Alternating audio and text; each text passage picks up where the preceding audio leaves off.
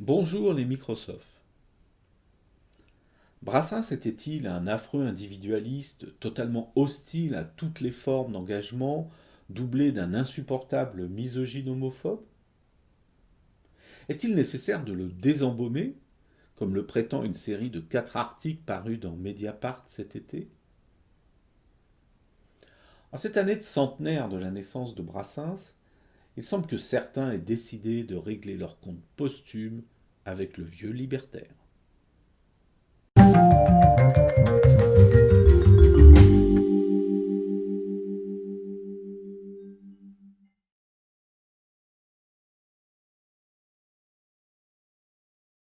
peut sembler bizarre d'inaugurer une chaîne consacrée à la philosophie par une vidéo sur Georges Brassens. En fait, ce sont les circonstances qui ont provoqué cette anomalie. En effet, le site Mediapart a publié une série de 4 articles écrits par Antoine Perrault à l'occasion du centenaire de la naissance de Brassens. Comme j'apprécie beaucoup ce chanteur, j'ai eu envie d'aller voir ce que disaient ces articles. Et comme je m'y attendais, ils sont plutôt à charge. Ils font passer Brassens pour un auteur certes talentueux et cultivé, mais opposé à toute forme d'engagement, jusqu'à révéler une supposée misogynie, voire homophobie. Dès le premier article, l'auteur ne cache pas son intention. Il s'agit de désembaumer Georges Brassens, de renverser une idole, comme aurait dit Nietzsche. Nietzsche qui d'ailleurs était l'un des auteurs favoris de Brassens, comme on le verra plus tard. Dans ce premier article, Antoine Perrault fait l'éloge de la qualité d'écriture des textes de Brassens, et aussi de son érudition. Les allusions et les citations littéraires de grands auteurs ou d'autres moins connus sont nombreuses. Et Antoine Perrault en fait un inventaire non exhaustif, car cela ne tiendrait pas en un seul article, mais assez détaillé et suffisant pour rendre compte de cette richesse. Il faut dire que Brassens était un grand lecteur. Tout au long de sa vie, il a fréquenté les bibliothèques ou acheté de nombreux ouvrages quand ses finances se sont améliorées. Comme il était doué d'une excellente mémoire, cela lui a permis d'émailler ses textes de nombreuses citations, directes ou transformées selon les besoins de ses chansons. Ce qui les rend parfois difficiles à reconnaître. Sur ce point-là, l'article d'Antoine Perrault est donc parfaitement honnête et rend bien justice à cette qualité littéraire. Un autre point remarqué par cet article, c'est le goût de Brassens pour les époques lointaines, en particulier moyenâgeuses. On ne peut que confirmer cette tendance, mais en allant un peu plus loin. Les chansons de Brassens sont souvent assez difficiles à localiser dans le temps. On sent bien qu'elles ne sont pas contemporaines, à la fois par le vocabulaire utilisé, avec un goût prononcé pour les mots tombés totalement en désuétude, mais aussi à cause des situations ou des métiers des personnages mis en scène. L'époque est généralement indéterminée précisément, mais on peut la situer entre le Moyen Âge et le XVIIIe siècle. Ce n'est sans doute pas par hasard, puisque ces époques sont celles où vivaient certains des auteurs préférés de Brassens. Par exemple, Villon au Moyen Âge, Montaigne au XVIe siècle, La Fontaine au XVIIe, et enfin Voltaire et Claude Tillet au XVIIIe siècle. Une petite précision sur ce dernier écrivain, assez méconnu. Il était l'auteur du roman Mon oncle Benjamin, dont on tira un film avec Jacques Brel dans le rôle titre. Brassens aimait beaucoup ce livre, qui relate les aventures d'un médecin libertin et réfractaire à l'ordre établi, thème qu'on retrouvera dans de nombreuses chansons. Il aimait tellement ce livre qu'il l'offrait à tous ses amis, et il racontait en riant que ceux-ci devaient aimer le roman s'ils voulaient rester amis. Mais cette intemporalité n'était pas sans raison, et Brassens s'en est expliqué dans un entretien avec Michel Lancelot en 1970. Je vous mettrai un lien vers cet entretien dans le texte sous la vidéo. Au début de l'entretien, Michel Lancelot s'étonne de la popularité de Georges Brassens. Parce que, dit-il, il semblerait que tes chansons soient aussi éloignées de la réalité que possible. Il fait allusion en particulier à l'intemporalité des chansons de Brassens, mais aussi à côté un peu naïf des situations que Brassens décrit. On a souvent l'impression d'être dans une fable ou dans un conte, mais pas dans la réalité. Et Brassens répondit: Je ne crois pas qu'elles soient éloignées de la réalité. Je crois qu'elles y sont. Mais tu sais, l'homme n'a pas tellement évolué depuis qu'il est sorti des cavernes. Je ne pense pas qu'il évolue de si tôt. Je le déplore d'ailleurs. Tous les problèmes sont à peu près identiques. Donc si Brassens place ses chansons hors du temps, c'est pour qu'elles soient valables tout le temps, pour qu'elles nous parlent de toutes les époques. Ce sont en quelque sorte des chansons conceptuelles, qui font abstraction des particularités d'une époque pour aller à l'essentiel. C'est là qu'on voit qu'il y a une dimension philosophique dans les chansons de Brassens. Antoine Perrault a finalement raison de rechercher quelles sont les idées qu'il y a dans les chansons de Brassens, car il y en a, et elles ne sont pas là par hasard. En 1979, dans un entretien avec le philosophe Philippe Nemo sur France Culture, il affirmait: J'ai réfléchi à la mort, j'ai réfléchi à tous ces thèmes, j'ai réfléchi au profit, j'ai réfléchi à ces histoires d'engagement, à la guerre, à la paix. Et puis un peu plus loin, il dit: J'ai réfléchi à la métaphysique, à la morale, à la sociologie. On entend là que Brassens ne s'intéressait pas qu'à la poésie, même si ça restait son domaine préféré. Mais il s'intéressait aussi à la philosophie. Une rencontre sera particulièrement déterminante à ce sujet. C'est celle d'un jeune philosophe, Roger Tousneau, qu'il rencontra au siège du Libertaire en 1946. De cette rencontre naîtra une amitié qui se prolongera à travers une correspondance, car Tousneau était lyonnais, il n'habitait donc pas Paris.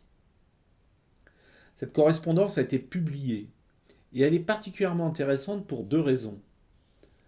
La première, c'est la description qu'on y trouve de la vie très précaire que Brassens menait dans l'impasse Florimond, où il avait été recueilli par la fameuse Jeanne, celle de la chanson La canne de Jeanne, et de son mari Marcel, pour qui Brassens écrira la chanson L'Auvergnat.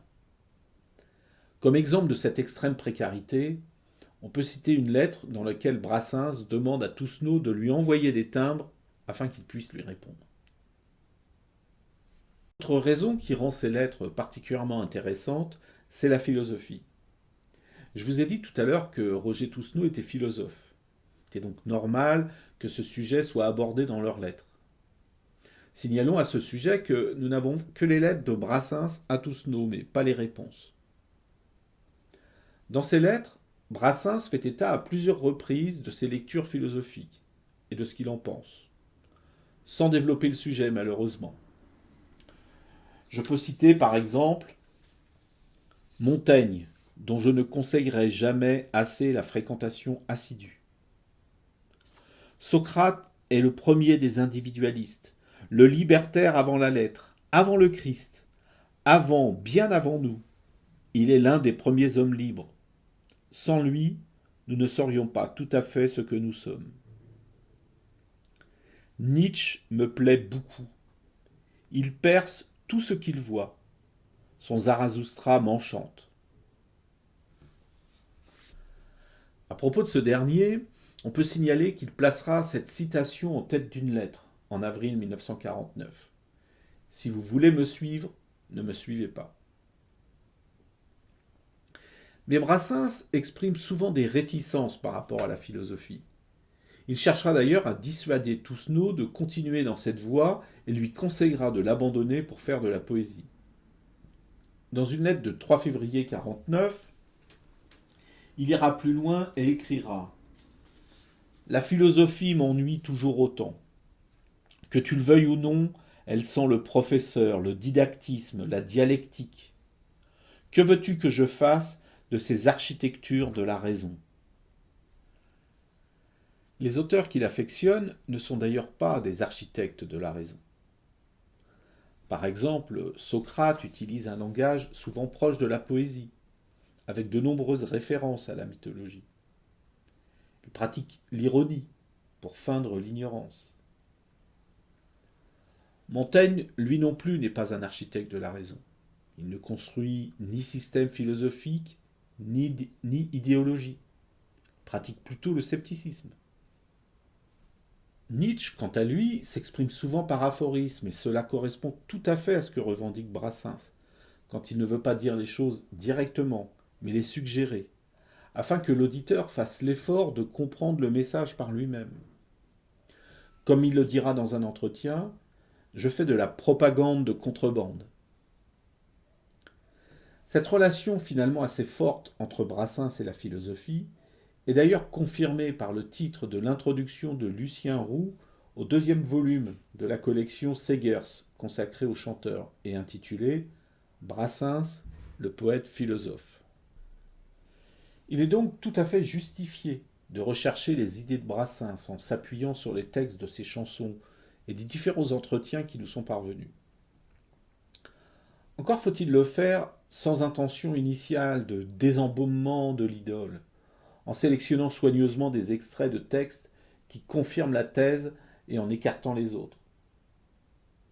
Il faut le faire le plus honnêtement possible, en étudiant tous les aspects de cette pensée, comme on le fait quand on étudie un grand auteur. Dans le deuxième article consacré aux valeurs de Brassens, je voudrais souligner une phrase qui me paraît très importante pour le comprendre. Après avoir rappelé ses engagements anarchistes et son travail au journal Le Libertaire, Antoine Perrault écrit ceci. En 35 ans, de 1946 à 1981, le troubadour aux chansons poétiques pleines de verve et de non-conformisme sera passé de la virulence à la nuance, se reniant pour les uns, s'affinant pour les autres.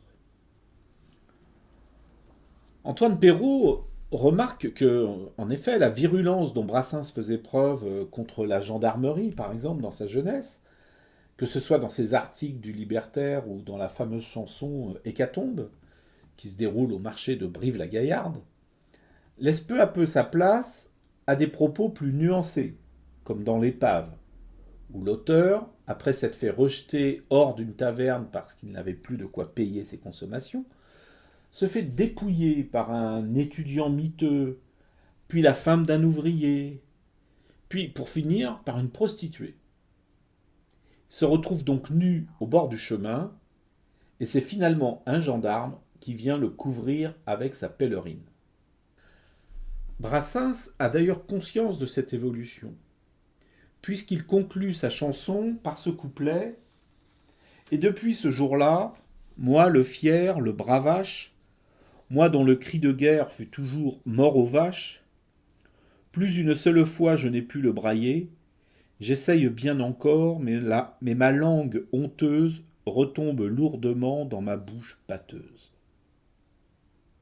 Et on retrouve le même genre d'aveu dans la chanson La messe au pendu, une de mes préférées, qui commence par anticlérical fanatique, gros mangeur d'ecclésiastique, cet aveu me coûte beaucoup. Mais ces hommes d'église, hélas, ne sont pas tous des dégueulasses, témoin le curé de chez nous. Parfois, cette évolution se remarque dans des couples de chansons dont les thèmes sont identiques, mais qui adoptent un point de vue très différent. Je pense en particulier à Embrasse-les tous et à Chansonnette à celle qui restait pucelle. Parue en 1960, la première fait l'éloge d'un amour libre, bien avant la libération sexuelle de mai 68. La seconde, qui n'a pas été enregistrée par Brassens lui-même, recommande à une jeune fille de 15 ans de ne pas céder aux injonctions de l'époque. Et, je reprends les mots de la chanson, « Quoi que l'on raconte, il n'y a pas plus de honte à se refuser, ni plus de mérite, d'ailleurs ma petite, qu'à se faire baiser. » Esprit libre, Brassens a donc le courage de remettre en cause les préjugés qu'il avait dans sa jeunesse, en tenant compte de l'expérience acquise au fil des ans, mais aussi de ses lectures qui l'ont aidé à comprendre que, comme le disait Nietzsche, ce sont les certitudes qui rendent fou. Personnellement, je ne vois donc pas cette évolution comme un renoncement, mais plutôt comme un approfondissement de la pensée, par la prise en compte de la complexité du réel, qui ne se conforme jamais aux catégories bien étanches de la pensée dogmatique.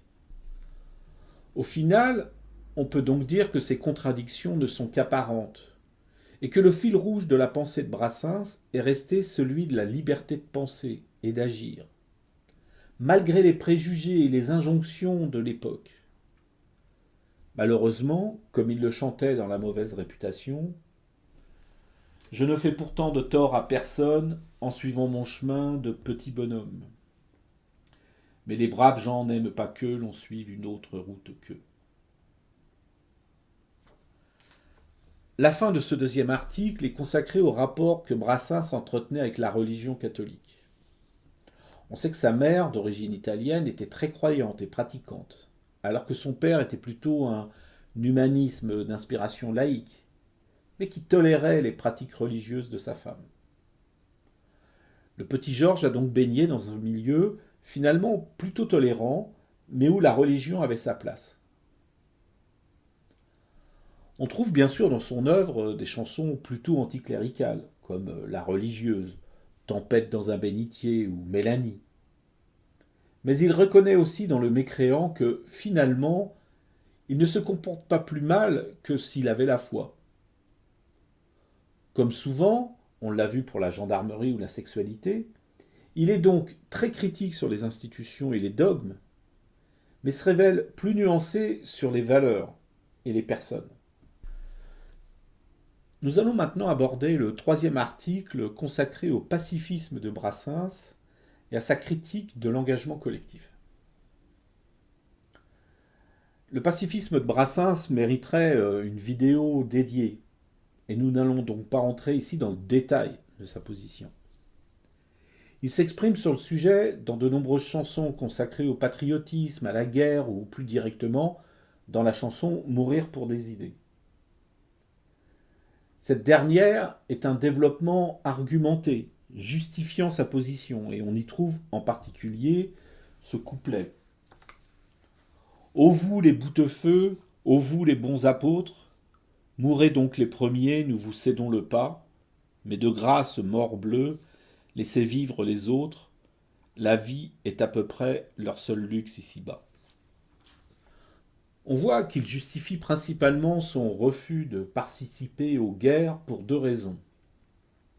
La première est que ceux qui appellent à la guerre sont rarement ceux qui la font. On retrouve là l'esprit d'un texte célèbre d'Anatole France, un autre pacifiste, écrit après la guerre de 14-18.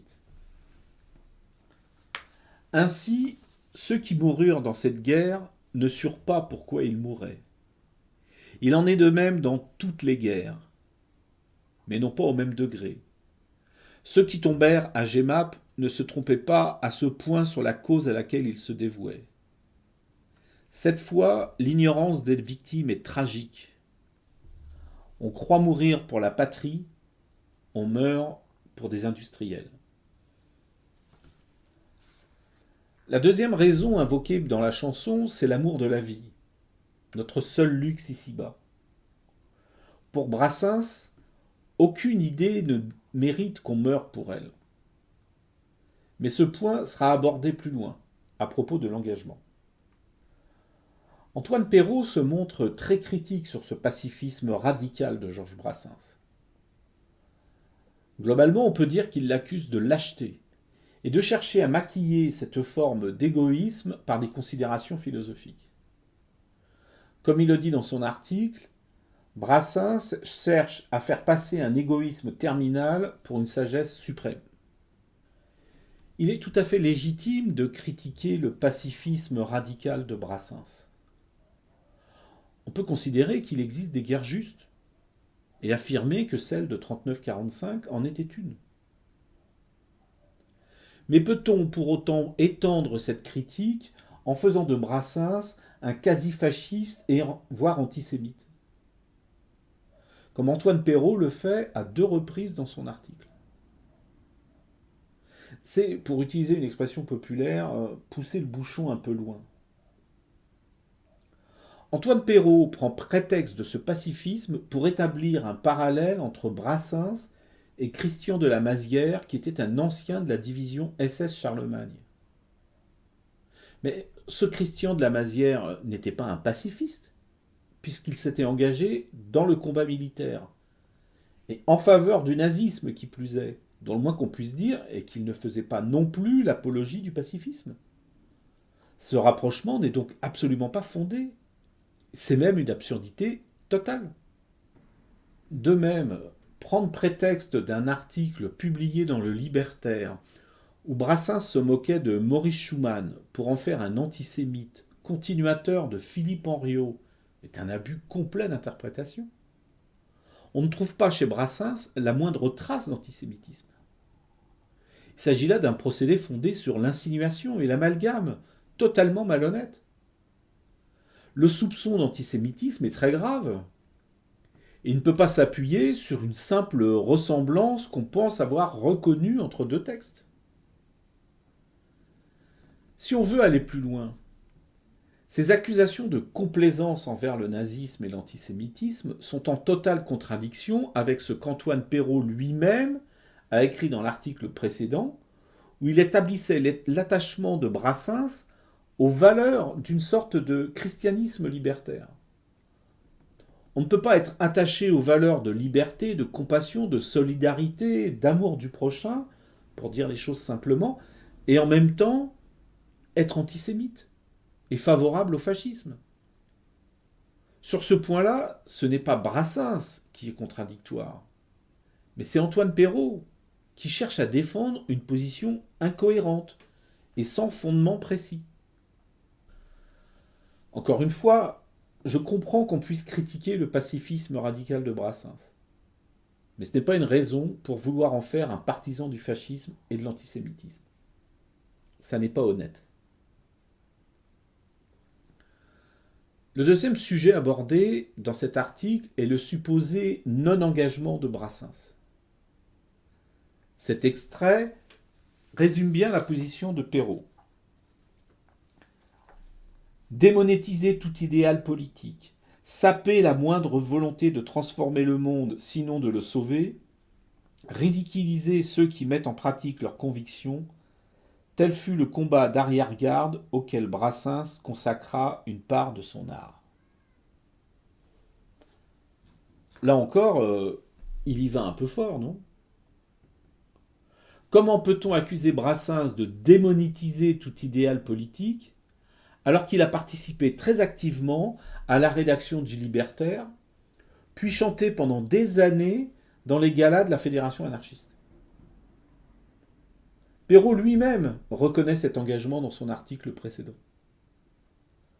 Tout comme il mentionne le soutien très actif de Brassens au mouvement pour l'abolition de la peine de mort. Tous ces engagements, y compris d'ailleurs celui contre la guerre, se retrouvent bien évidemment dans ses chansons. Mais alors, au fond, que reproche Perrault à Brassens ? Je pense qu'il lui reproche tout simplement de ne pas avoir été communiste. On le comprend à la lecture des articles. Perrault préfère Jean Ferrat à Brassens, ce qui est évidemment son droit. Mais le communisme n'est pas le seul engagement qui existe. Ce n'est pas non plus la seule et unique façon de changer le monde. Brassens l'a dit à plusieurs reprises dans des entretiens. Il pense que pour changer le monde, pour le rendre meilleur, il faut d'abord se changer soi-même. Il faut agir selon les principes qu'on défend. Comme il le dit dans sa chanson Don Juan, gloire,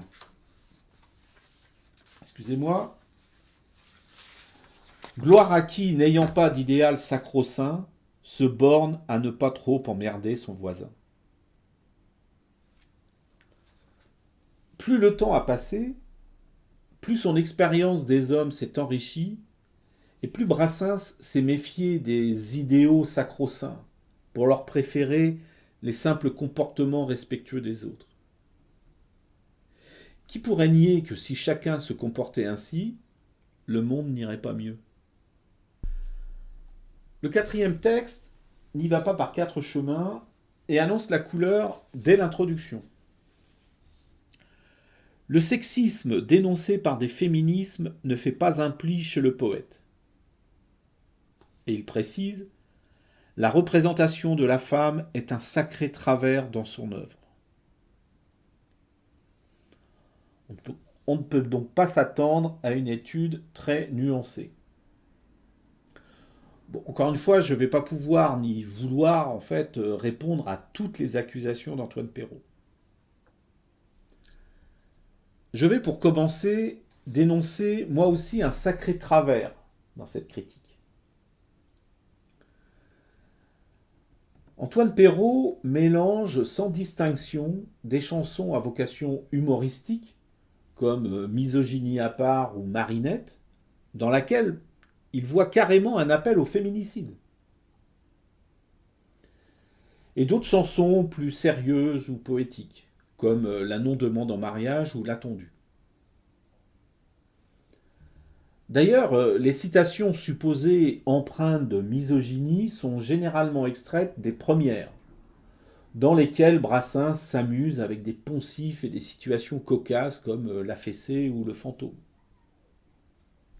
Et puisque j'essaye, à travers mes commentaires de ces articles de Mediapart, de mettre en avant les idées de Brassens, et osons le mot d'une certaine dimension philosophique de son œuvre, je vais m'autoriser à citer le philosophe Leibniz.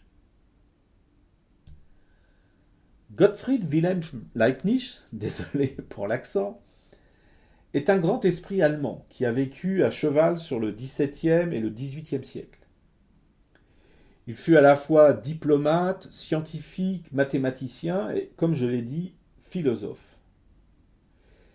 Il a défendu une thèse qu'on appelle l'optimisme et qui prétendait que nous vivions dans le meilleur des mondes possibles. Voltaire se moquera, en la caricaturant, de cette thèse à travers le personnage de Pangloss dans son conte philosophique Candide ou l'optimisme. Bon, je ne vais pas étudier, bien entendu, en profondeur la pensée de Leibniz, mais je voudrais juste citer ce passage d'un de ses textes intitulé « De l'origine radicale des choses ». Regardons un très beau tableau, et couvrons-le de manière à n'en apercevoir que la plus petite partie. Qui verrons-nous en le regardant aussi attentivement et d'aussi près que possible, sinon un certain amas confus de couleurs jetées sans choix et sans art.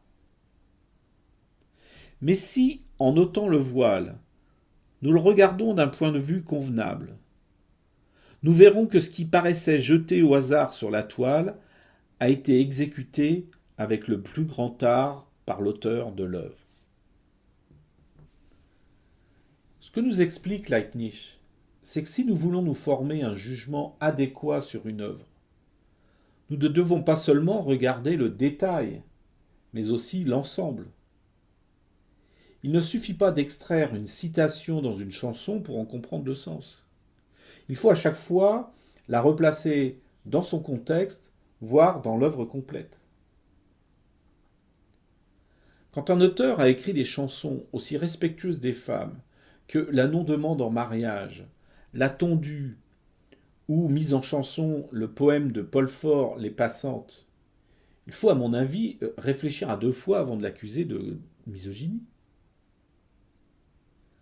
Cela m'amène d'ailleurs à me référer au jugement que les femmes elles-mêmes ont porté sur Brassens. Je viens de citer Les passantes.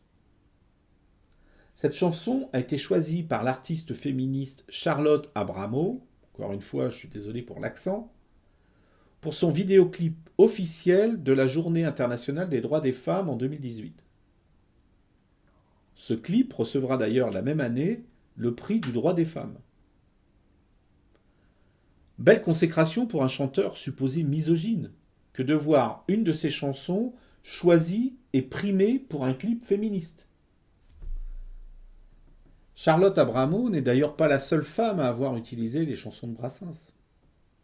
La grande Barbara a enregistré un disque en 1960 entièrement consacré à une sélection de chansons de Brassens, parmi lesquelles on en trouve quelques-unes qui sont dénoncées par Antoine Perrault comme autant de preuves de phallocratie galopante, comme le dit le titre de l'article.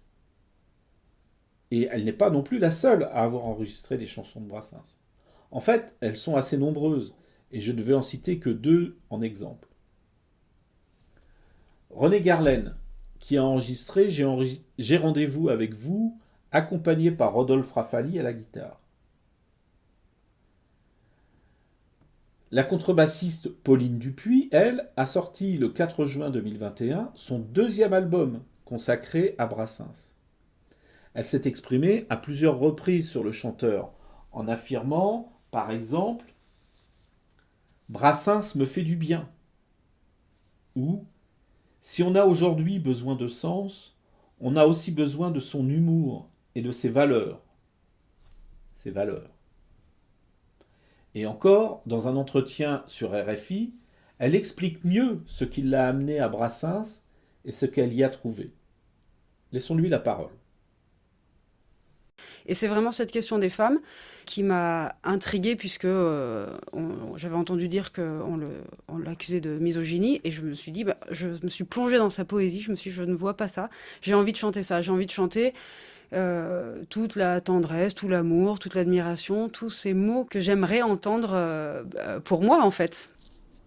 On est bien loin de la misogynie et la phallocratie galopante dénoncée par Antoine Perrault. Faut-il en conclure que toutes ces femmes, Barbara, Renée Garlaine, Pauline Dupuis et tant d'autres, n'ont pas été capables de percevoir elles-mêmes ces travers de Brassens? Qu'elles n'ont pas entendu ces appels au féminicide, ces éloges du harcèlement et le voyeurisme qui parsèment, paraît-il, le texte de ces chansons? Antoine Perrault ne ferait-il pas preuve de mansplaining, cette tendance dénoncée par les féministes qu'ont certains hommes à expliquer aux femmes ce qu'elles doivent penser? Je crois tout simplement que toutes ces femmes comprennent très bien les chansons de Brassens et qu'elles savent faire preuve de discernement et d'humour pour distinguer la moquerie gentillette de l'éloge sincère. La sagesse populaire dit que quand on veut noyer son chien, on dit qu'il a la rage. Antoine Perrault a, dès l'introduction, annoncé la couleur. Il s'agissait de désembaumer Georges Brassens et d'ouvrir les hostilités sur deux fronts: le refus de tout engagement collectif et enfin le sort réservé aux femmes. Pour le premier front, on a vu que Brassens ne se cachait pas de ne pas croire aux solutions collectives. À l'époque, il s'agissait principalement du communisme, et on peut comprendre Brassens sur ce point-là. Mais cela ne signifiait en rien le refus de tout engagement, puisqu'il affirmait ouvertement son opposition à la peine de mort et à toutes les guerres. Quant au second front, ce sont les femmes elles-mêmes qui apportent la contradiction la plus nette aux accusations d'Antoine Perrault. Nous voilà arrivés au terme de cette longue vidéo. J'espère qu'au-delà de la réponse aux articles volontairement presque provocateurs de Mediapart, j'ai réussi à vous inciter à réécouter les chansons de Brassens pour y découvrir une pensée humaniste, faisant l'éloge de la liberté et de l'amour avec beaucoup de tendresse, d'humour, mais aussi parfois de profondeur. Je vous remercie pour avoir regardé cette vidéo. N'hésitez pas à la partager et à cliquer sur le petit pouce bleu. Vous savez que c'est important pour une chaîne YouTube. Et je vous dis à bientôt.